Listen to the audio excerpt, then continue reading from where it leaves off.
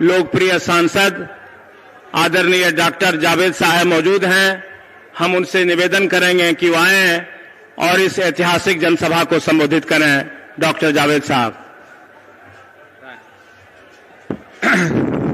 बहुत बहुत शुक्रिया समीर सिंह जी। यहाँ मंच पे मौजूद हमारे सीनियर मोस्ट नेता निखिल बाबू, डॉक्टर शकील साहब, जलील मस्तान साहब, आफाक साहब, सम्मानित मंच और रंगभूमि में आए हुए पूर्णिया कमिश्नरी के दूर दूर से हमारे आए हुए सिपाही बहनों और भाइयों, ये वाकई हम लोग के लिए बहुत फख्र की बात है कि राहुल गांधी जी ने भारत जोड़ो न्याय यात्रा बिहार के सीमांचल से शुरू की है। वो सीमांचल जो पिछले कई दशकों से बिहार सरकार ने हमेशा अन्याय किया। बिहार सरकार नहीं बल्कि केंद्र सरकार भी पिछले 10 सालों में अगर देखा जाए तो जो हमारा हक बनता है वो हमें नहीं दी जा रही है। आपको मैं याद दिलाना चाहता हूं कि 2014 जनवरी में सीमांचल के साक्षरता को देखते हुए उस वक्त की यूपीए सरकार ने, डॉक्टर मनमोहन सिंह जी ने और आदरणीय श्रीमती सोनिया गांधी जी ने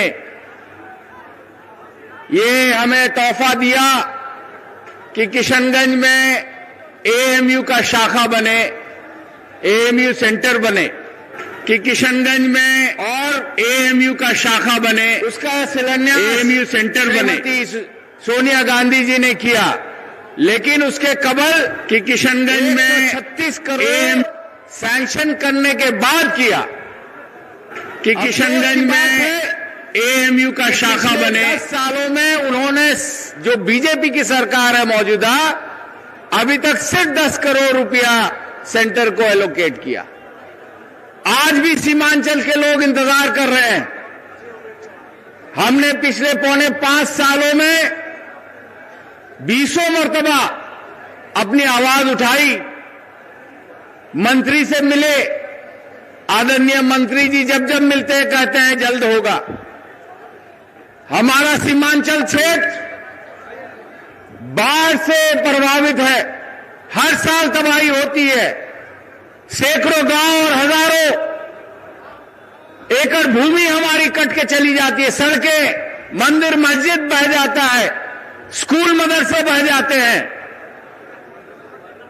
लेकिन बार बार मांगने के बावजूद भी अभी तक महानंदा बेसिन शुरू नहीं हुआ। हर साल दसों लाख के तादाद में सीमांचल से युवा और मजदूर हिंदुस्तान के अलग अलग कोनों में जाके मजदूरी करते हैं। अगर हमें न्याय चाहिए तो हमें आदरणीय राहुल जी का दामन थामना होगा। जिस तपस्या से, जिस त्याग से राहुल गांधी जी ने 10 साल तक ये मोदी और आरएसएस की सरकार के खिलाफ, देश विरोधी विचारधारा के खिलाफ, अन्याय के खिलाफ आवाज उठाई है, तो इस आवाज को मजबूती देने का फर्ज हमारा है। हमें उनका साथ देना चाहिए और इस यात्रा में ज्यादा से ज्यादा तादाद में हमें शिरकत करनी चाहिए। आपको जान के ताज्जुब होगा, जिस दूध में, जिस पेंसिल में, जिस कॉपी में, जिस दवाई में, जिस अस्पताल में कभी टैक्स नहीं लगता था, मोदी जी के सरकार में सब पे टैक्स लागू कर दिया गया। और आपको और भी ताज्जुब होगा कि पिछले 10 सालों में लगभग 15 लाख करोड़ रुपया मोदी जी ने अपने पूंजीपति साथियों को बांट दिया। हमारा लोन होता है 10,000, 20,000, 50,000 का, तो उसका रिकवरी के लिए कुर्की जब्ती हो जाती है। लेकिन मोदी जी के मित्रों का लाखों लाख करोड़ रुपया उन्होंने माफ किया, उसका सवाल हम नहीं पूछते, ये राहुल गांधी जी पूछते हैं। और जब पूछते हैं तो उनकी सदस्यता रद्द कर दी जाती है। हमने 2 महीने कबल पार्लियामेंट में जो अटैक हुआ था, अंदर 2 टेररिस्ट घुस आए थे। हमने सवाल किया आदरणीय मोदी जी से, गृह मंत्री से, कि आखिर ऐसा क्यों हुआ। जवाब तो दूर, हम लोग की 146 एमपीज की सदस्यता रद्द कर दी गई। तो क्या आपके चुने हुए एमपीज को निकालने का, बर्खास्त करने का पावर आपने उनको दिया? ये पावर आपका है, आपसे छीनी जा रही है। ये तानाशाह सरकार को हमें एकजुट होकर बदलना होगा। और दोस्तों बुजुर्गों, कल हमारे यहां किशनगंज आए, किशनगंज से अररिया भी पहुंचे और अररिया से अभी कुछ देर में आपके बीच आएंगे। हर जगह उनका स्वागत होता है, लाखों लाख के तादाद में लोग जुड़ रहे हैं। ये क्यों? क्योंकि लोगों पे, राहुल जी पे भरोसा है।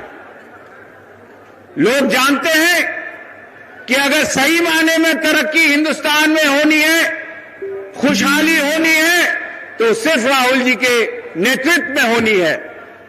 मेरे ख्याल से यहां पे और भी बहुत लोग हैं जो बोलना चाहेंगे, समय कम है, लेकिन मैं शुक्रगुजार हूं समीर जी का और यहां के जो जिला अध्यक्ष हैं आपके, उनका, ऑर्गेनाइजर्स का, अखिलेश जी का, सबका, कि इतनी बेहतरीन यहां पे उन्होंने ऑर्गेनाइज किया है। और मैं चाहता हूं कि जिस त्याग से राहुल जी हमारे लिए मेहनत कर रहे हैं, उसी तरह हमें भी समय देना होगा, हमें भी गांव में जाना होगा, हमें लोगों को बताना होगा कि 2 करोड़ सालाना नौकरी हमारे बच्चों को कहां गया, हमारे एयरपोर्ट, रेलवेज, रोडवेज कहां बेच रहे हैं आप, इसका जवाब हमें मांगना होगा।